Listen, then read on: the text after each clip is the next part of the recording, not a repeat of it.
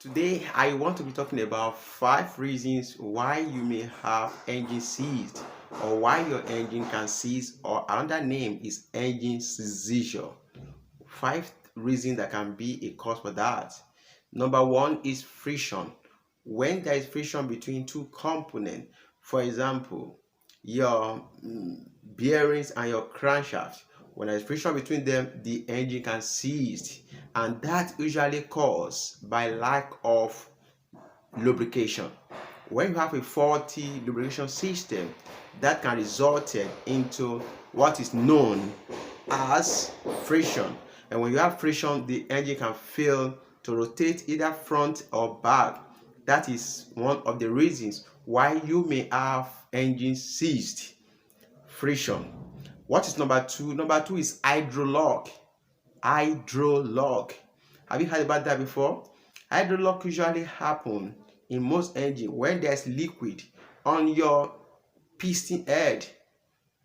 Yes, when you have liquid like a coolant on your piston head, when there's coolant on the piston head and the coolant cannot get down to the bottom, to the sump, due to the sealing of the rings in the cylinder, then the engine cannot compress it. When your piston travel come and there's water on the piston, the piston cannot compress it any longer. Then you are going to have what you call hydrolock.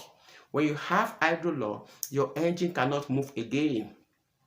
In most cases, it can be as a result of cylinder head blown, or when you have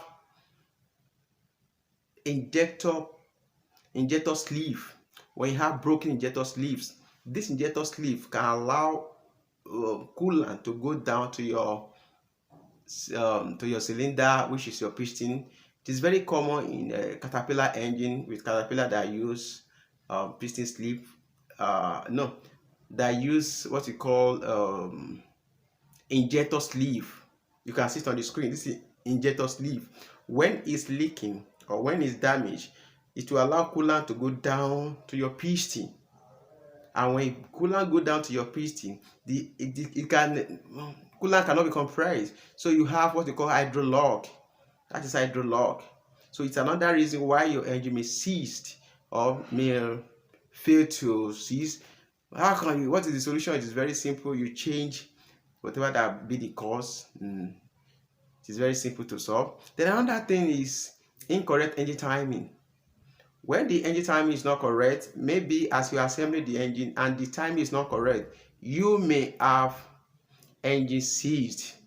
For example, if you time the engine wrongly, as a time to turn the engine may refuse to turn. But sometimes your engine may turn to right, and at a point it stops, and you're trying to turn it clockwise again, at a point it stops. So when you have the wrong engine timing can also be as a result of maybe the belt cord, or something happened. Maybe during the assembly of the engine, you may have a wrong timing. The engine may fail to turn or may fail to rotate. That is another reason why you may have what you refer to as engine seized.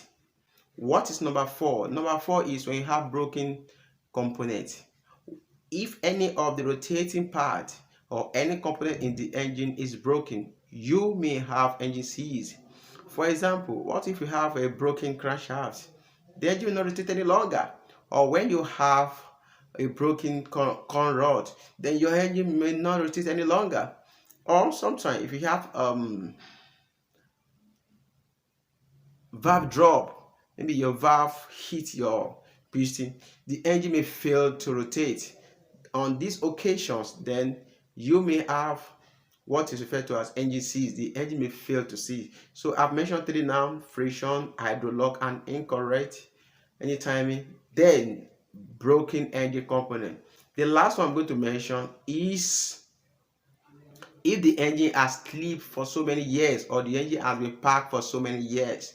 When you park engine for so many years, to rotate the engine might be difficult, because sometimes rust and other particles may have come into the engine through your intake or through your inlet down to the